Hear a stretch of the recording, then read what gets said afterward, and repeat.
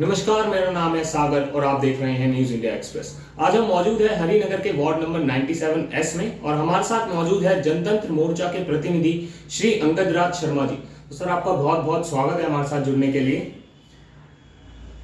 आपका भी स्वागत है और आपके सब्सक्राइबर को भी बधाई। बहुत बहुत धन्यवाद सर। तो सर, आज हम आपसे एक बहुत ही अहम मुद्दे पर चर्चा करने वाले हैं, जो कि है कि अगर जनता किसी को अपना प्रतिनिधित्व चुनती है तो आपको क्या लगता है कि क्या सरकार से जीता हुआ प्रतिनिधि, क्या किसी पार्टी से जीता हुआ प्रतिनिधि जनता की ज्यादा सेवा कर सकता है या अपनी खुद की पहचान से जीता हुआ प्रतिनिधि जनता की ज्यादा सेवा कर सकता है? क्या लगता है आपको? ये सवाल तो मैंने ही उठाया था सबसे पहले। तो सर, वही आज बड़ा मुद्दा बन गया है। ये तो बड़ी अच्छी बात है कि लोगों ने इस बात में इंटरेस्ट लिया।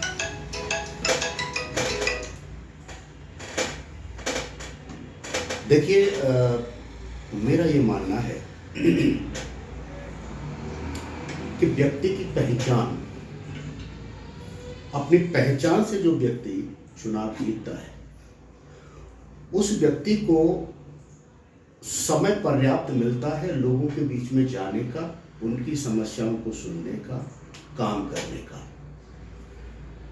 उसके बदले में अगर ये देखें हम कि पार्टी से जीता हुआ व्यक्ति, पार्टी के ही पहले सबसे पहले तो बहुत काम होते हैं, आए दिन तो उनको मीटिंगों में बुलाया जाता है।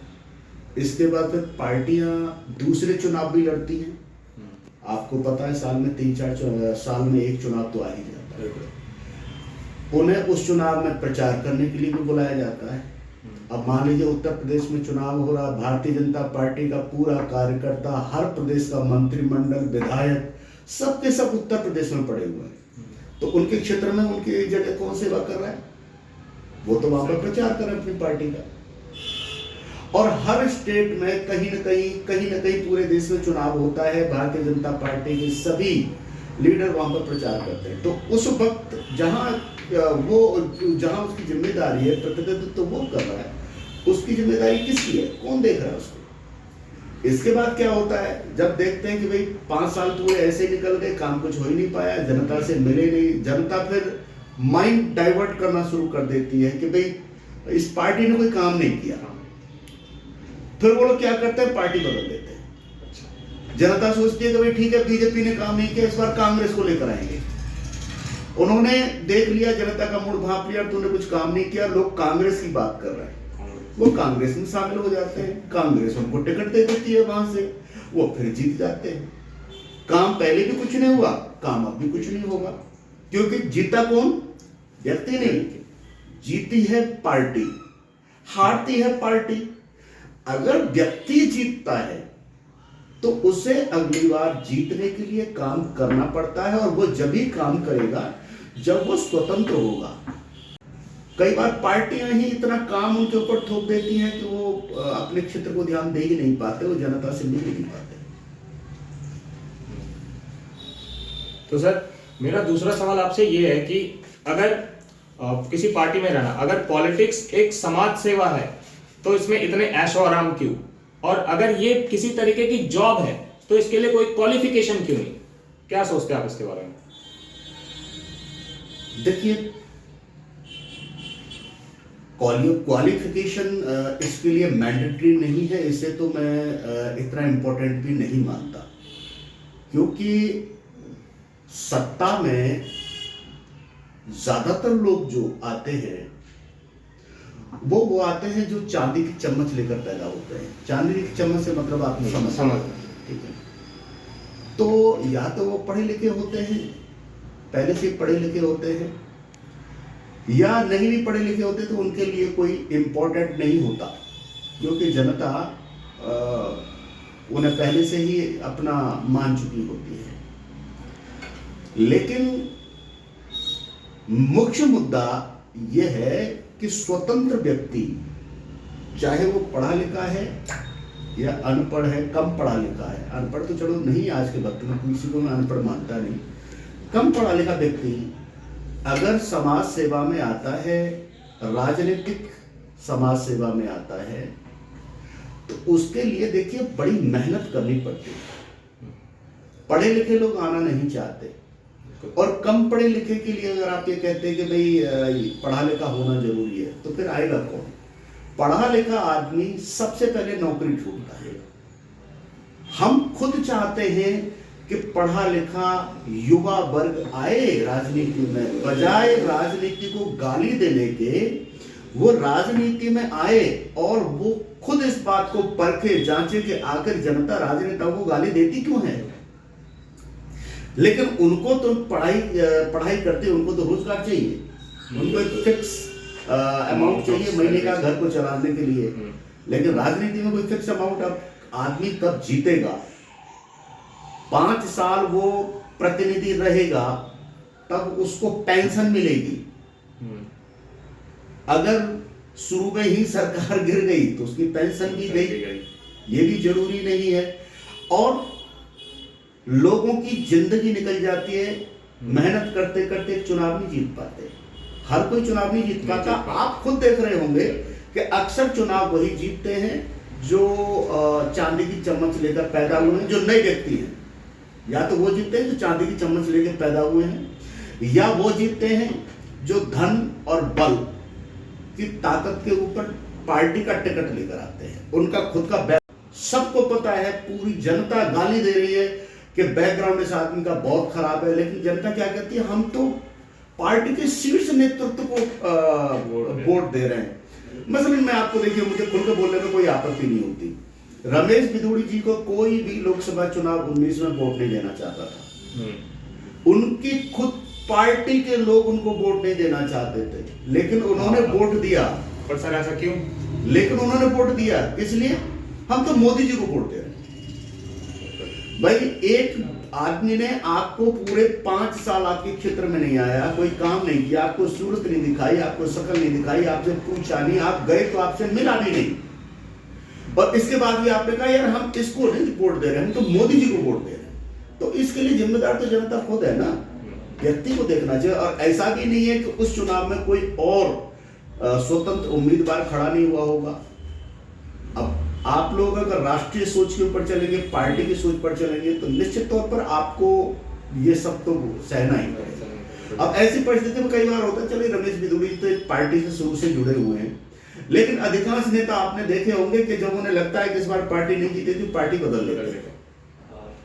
इससे नहीं जीते भाई, इस बार ये हार जाएगी, उससे जीते। ऐसे स्वामी प्रसाद मौर्य ने भी बदल ली, बहुत है। अब मैं क्या कहूँ, अब हमारे आदरणीय रामवीर सिंह बिधूड़ी जी 29 सालों में सबसे पहला चुनाव 1993 में जीते थे।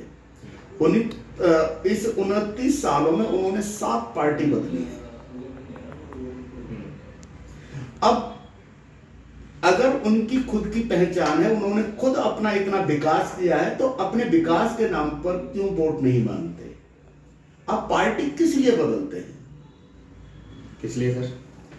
निश्चित तौर पर आपके काम में कमी रह जाती है, जनता आपको सोचती है कि भाई आप इस पार्टी को वोट नहीं देना, तो आप पार्टी बदलते हैं। जिस पार्टी से आपको लगता है कि आप इससे जीत जाएंगे, आप उस पार्टी का टिकट लेकर आते हैं। जिस पार्टी का ज्यादा बोलबाला रहता है उसी पार्टी को ज्वाइन कर लेते हैं। बिल्कुल, वरना राम सिंह नेताजी ने पार्टी बदली है, कांग्रेस से उन्होंने शुरुआत की, बीएसपी में गए। क्यों गए? कांग्रेस की टिकट रामवीर सिंह बिधूड़ी जी ने ले ली, उनको लगा कि भाई मैं कांग्रेस से जीत जाऊंगा। नेताजी को लगा कि भाई मैं बगैर पार्टी के चुनाव नहीं जीत पाऊंगा, तो वो बीएसपी में गए। क्यों? क्योंकि उनको लगता है बीएसपी का यहाँ पर 15-20 हजार फिक्स वोट है, यानी आपका अपना काम नहीं, आपको पार्टी के फिक्स वोट की जरूरत पड़ती है जीतने के लिए। तो फिर आपको जब पार्टी की जरूरत पड़ती है तो आप जनता के लिए काम क्यों करोगे? तो सर आपकी क्या सोच है कि आप जनता के लिए कैसे काम करेंगे? देखिए, मैंने आपसे कहा ना, मैं एक स्वतंत्र सोच का व्यक्ति हूं और मेरी स्पष्ट नीति होती है। मैं कभी कोई छुपा या घुमाव वाली बात, क्योंकि पार्टी जैसी नीति मेरी है नहीं। मेरा खुद का मानना अपना ऐसा है कि जो समय मैं इंडिपेंडेंट रह के लोगों को दे सकता हूँ, वो किसी पार्टी से आकर जीतकर मैं उनको समय उतना नहीं दे पाऊंगा। क्योंकि मैंने आपको पहले ही बताया कि पार्टियों के कितने काम होते हैं। अगर मेरे पास पार्टी का काम नहीं है, मैं स्वतंत्र हूं, तो निश्चित तौर पर अपने क्षेत्र में काम करने के अलावा और कोई काम होगा नहीं मेरे पास। बाकी जो निजी मेरे परिवार के प्रति जिम्मेदारी है वो अपनी जगह है, वो तो आज भी है और कल भी रहेगी। लेकिन जनता के लिए, जनता ने मुझे चुना है किस लिए? अपनी सेवा के लिए, अपने काम के लिए। और मैं काम अगर पार्टी से चुनाव जीता हूं तो मैं किसकी सेवा कर रहा हूं? पार्टी की, जनता की नहीं। अगर अगली बार पार्टी हारेगी तो मैं पार्टी बदल लूंगा, ये मेरी नीति नहीं है। मेरी नीति है जनता अगर मेरी बात, मैं इंडिपेंडेंट ही चुनाव लड़ूंगा। अगर जनता को अच्छा लगेगा कि वो मुझे वोट दे और मैं उनकी ज्यादा सेवा कर सकता हूं तो बढ़िया है, अच्छा। तो सर मेरा एक और सवाल आपसे ये है कि आजकल जैसा कि आपने कहा कि लोग कहते हैं कि हम इनको वोट नहीं दे रहे, मोदी जी को वोट दे रहे हैं, तो आजकल ऐसा भी होता है कि लोग बहुत सारे कहते हैं कि अपनी अपनी कास्ट के लोगों को वोट देते हैं कि जो उनकी कास्ट से सेम खड़े होते हैं, तो उन लोगों को आप क्या संदेश देना चाहेंगे? देखिए, इससे बड़ा तो कोई दुर्भाग्य ही नहीं है हमारे देश में। 75 साल हो गए हमारे देश की आज़ादी को। इन 75 सालों में 2014 में आदरणीय प्रधानमंत्री श्री नरेंद्र मोदी जी ने यह आरोप लगाया था कि जातिवाद और धर्म के ऊपर आप लोग चुनाव जो है ना ये वोट ले जाते हैं, हम हिंदुत्व के नाम पर वोट मांग रहे हैं और अगला चुनाव जो होगा केवल विकास के नाम पर होगा, हम इतना विकास कर देंगे कि जातिवाद की बात नहीं रहेगी। आज उनके लिए SC ST ओबीसी के मैंने इतने मंत्री बना दिए, ओबीसी को मैंने इतना टिकट दे दिया, हमने जनरल को इतना टिकट दे दिया, हमने SC को इतना टिकट दे दिया। आज भी तो उनकी राजनीति जातिवाद पे चलती। और खुद देखिए भाजपा में कितने प्रकोष्ठ हैं, ये ओबीसी प्रकोष्ठ, ये SC ST प्रकोष्ठ, और जिनको उनकी पार्टी के लोग खुले तौर पर गाली देते हैं, अल्पसंख्यक मोर्चा भी है उनका, अच्छा, अल्पसंख्यक प्रकोष्ठ भी है। उसके अध्यक्ष माननीय मंत्री अब्बास नकवी, है ना जी, नकवी साहब अल्पसंख्यक मोर्चा के अध्यक्ष हैं। तो भारतीय जनता पार्टी के पास भी या किसी भी पार्टी के पास विकास के नाम पर कोई बात नहीं।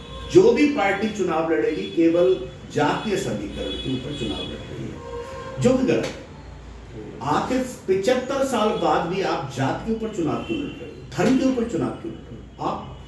आप देखिए, जनप्रतिनिधि वो होता है, मेरी अपनी ये धारणा है, मेरी अपनी सोच है कि जनप्रतिनिधि वो होता है जो जाति और धर्म से ऊपर उठकर कुछ काम करे, सबको समान लेकर चले, उसमें न जाति देखे न धर्म देखे। क्योंकि जनप्रतिनिधि का दायित्व ईश्वर के बाद दूसरा होता है। अगर वो जनप्रतिनिधि ही अगर ये देखने लगा कि भाई ये फलानी जाति, ढिकानी जाति है, फलाना धर्म है वो, तो फिर वो प्रतिनिधित्व तो किसका करेगा अपने परिवार के अलावा? तब तो कुछ काम ही नहीं होगा। क्या काम करेगा? तो वही हो ही रहा है, 75 सालों में यही तो हुआ है, और क्या हुआ? आपका मतलब है अभी तो कुछ काम ऐसा हुआ नहीं है। अगर जाति धर्म के नाम पर अगर राजनीति नहीं हुई होती तो बेहतर हुआ होता, अच्छा हुआ होता। जितना हुआ है उससे कहीं ज्यादा अच्छा हुआ। तो मैंने ऐसा तो नहीं कहा कि बिल्कुल नहीं हुआ, हुआ है, बहुत हुआ है। हम अगर 1947 की तस्वीर देखते हैं और आज 2022 की तस्वीर देखते हैं तो कहने वाले चुनाव पार्टियां अपने आपस में कहती है कि फलाने ने कुछ नहीं किया, वो कहता है उसने कुछ नहीं किया, लेकिन ऐसा नहीं किया। जो भी है हुआ है, लेकिन अगर जाति धर्म से ऊपर उठकर किया होता तो बहुत अच्छा हुआ होता। तो मे भी कि हम आज विकास में अमेरिका या यूरोप की टॉप कंट्रीज में हमारा नाम होता, जहां आज भारत की गिनती हंगर इंडेक्स में सबसे नीचे पायदान पर आती है। वो शायद विकास में हमारी अच्छी स्थिति होती, लेकिन दुर्भाग्य है कि आज भी हम जाति के ऊपर ही चुनाव लड़ रहे हैं, धर्म के ऊपर ही चुनाव लड़ रहे हैं। तो ये चीज कहीं ना कहीं विकास के लिए बहुत बड़ी गिरावट है। बिल्कुल है। अगर आप जनता को अगर जाति धर्म में उलझा के रखेंगे तो विकास की बारी आती कहाँ है, डेवलपमेंट की बारी आती कहाँ है। वहां पर आप देखिए तो कहने वाले चुनाव पार्टियां अपने आपस में कहती है कि फलाने ने कुछ नहीं किया, वो कहता है उसने कुछ नहीं किया, लेकिन ऐसा नहीं किया। जो भी है हुआ है, लेकिन अगर जाति धर्म से ऊपर उठकर किया होता तो बहुत अच्छा हुआ होता। तो मे भी कि हम आज विकास में अमेरिका या यूरोप की टॉप कंट्रीज में हमारा नाम होता, जहां आज भारत की गिनती हंगर इंडेक्स में पाकिस्तान सबसे नीचे पायदान पर आती है। वो शायद विकास में हमारी अच्छी स्थिति होती, लेकिन दुर्भाग्य है कि आज भी हम जाति के ऊपर ही चुनाव लड़ रहे हैं, धर्म के ऊपर ही चुनाव लड़ रहे हैं। तो ये चीज कहीं ना कहीं विकास के लिए बहुत बड़ी गिरावट है। बिल्कुल है। अगर आप जनता को अगर जाति धर्म में उलझा के रखेंगे तो विकास की बारी आती कहाँ है, डेवलपमेंट की बारी आती कहाँ है। वहां पर आप देखिए, आपने इस सरकार ने देश को हिंदू वर्सेस मुस्लिम में 8 साल से लड़ा कर रखा है। लड़े हुए हैं लोग, लड़ते रहे, वो युवा भी लड़ते रहे जिन्होंने बिहार में ट्रेन फूंक दी। जब अपने ऊपर आई तो ट्रेन फूंक दी, लेकिन जब से वो भी मोदी मोदी ही कर रहे थे, उन्हें जब से दिखाई नहीं दे रहा था कि मोदी जी केवल एक गुब्बारा हैं, इससे ज्यादा कुछ नहीं। उसे 5 साल में नहीं तो 10 साल के अंदर फूटना ही है, इससे ज्यादा कुछ नहीं है। अब समझ में आया है उनको, अब युवाओं को, कि भाई 3 साल हो गए, 4 साल हो गए, एग्जाम तो हो गया, रिजल्ट नहीं आया। 3 साल हो गए कि एग्जाम की डेट नहीं फिक्स हो गई, एग्जाम हो भी गया तो वो पेपर लीक हो गया। यानी किसी भी हालत में अपॉइंटमेंट नहीं है। आपको एग्जाम की डेट या रिजल्ट से ऊपर बात आपकी बढ़ती नहीं है। अगर बढ़ी है तो आप बता दीजिए। अभी तक तो नहीं। यही है युवाओं का हाल। अगर ऐसी परिस्थिति में भी अगर युवा राजनीति में नहीं आते तो मैं समझता हूं कि वो उन्हें किसी राजनेता को गाली देने का अधिकार नहीं है। हम तो कुछ चाहते हैं पढ़े लिखे, मैं खुद चाहता हूं, मेरा बेटा पढ़ा लिखा है, वो लॉ कर रहा है, ये साल उसका फाइनल है, और मैं उसे खुद कहता हूं बेटा जाके तू पंपलेट बांट के आ।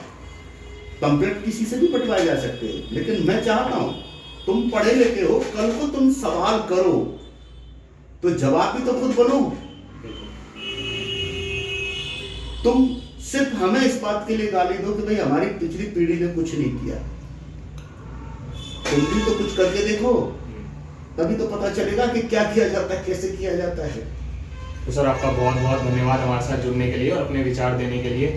धन्यवाद। देखते रहिए न्यूज़ इंडिया एक्सप्रेस और बने रहिए हमारे।